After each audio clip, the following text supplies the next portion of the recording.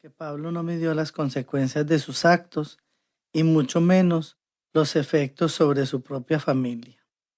La sinrazón en la que cayó no permitía cuestionamiento ni reproche alguno, y a pesar de ello, tampoco tuve la fuerza necesaria para abandonarlo cuando muchos sí lo hicieron. Cada día de aquellos años de finales de los 80 y principios de los 90 fue una cuestión de vida o muerte para todos los colombianos, rehenes de una guerra que también nos incluyó a mis hijos y a mí. Esquivar la barbarie desatada por mi marido fue todo un reto. Un carrobomba con 700 kilos de dinamita explotó en la puerta de nuestro hogar mientras dormíamos. Así comenzó la feroz guerra narcoterrorista, con nosotros como objetivo principal de los enemigos de mi marido. Sobrevivimos de milagro, pero a partir de ahí ya no hubo otra opción que esperar las decisiones de Pablo de cómo movernos, cuándo y hacia dónde. Cuando pude darme cuenta de lo distante que había estado de la realidad tan cruel que nos contenía, ya era demasiado tarde.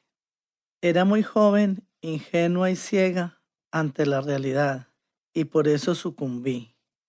Muchas veces anduve muy cómoda, pero siempre fue desde la ignorancia de quien no tiene derecho a mirar, opinar, decidir, elegir ni preguntar.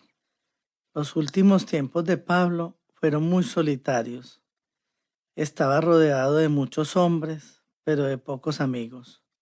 Su voracidad y ambición desmedida lo llevaron a perder el control de todo.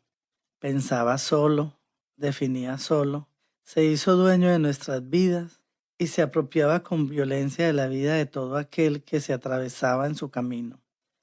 No tuve la fuerza suficiente para confrontarlo. Aunque muchas veces le recriminé por su actuar, nunca escuchó.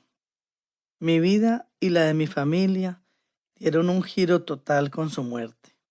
A partir de ahí, tuve que negociar nuestras vidas con sus enemigos, concertar con el Estado una salida, cambiar legalmente nuestras identidades, buscar un país que nos acogiera y ver cómo sacaba adelante a mis hijos y a mi nuera. El amor por ellos develó fuerzas que no conocía y ello me permitió hacer cosas que nunca pensé, pero también me di cuenta de que no importara lo que hiciéramos, mis hijos y yo seguiríamos siendo identificados como la familia de Pablo Escobar y cargaríamos hasta la tumba toda clase de prejuicios sociales. Juan Pablo Escobar, hoy Sebastián Marroquín, decidió darle la cara al mundo en 2009 con el documental Pecados de mi padre, en el que pidió perdón por los crímenes de Pablo. Al publicar sus libros, Pablo Escobar mi padre y Pablo Escobar infraganti, quiso contar nuestra historia con la única intención de que no se repita, que no sea ejemplo de nada.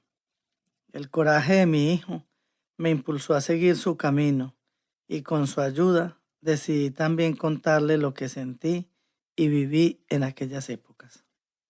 Me llevó 25 años ponerme de pie, salir del encierro y vencer el miedo para contar con mis palabras cómo fue mi vida al lado de Pablo Escobar. A pesar de los años que viví con él, fue a raíz de las investigaciones que hice para este libro que empecé a dimensionar y a entender cabalmente lo que aconteció en nuestras vidas.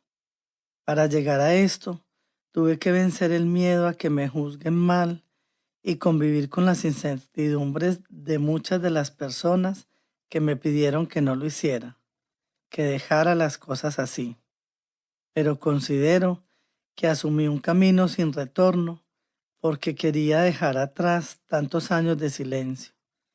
Contar mi historia se convirtió en una necesidad para mí.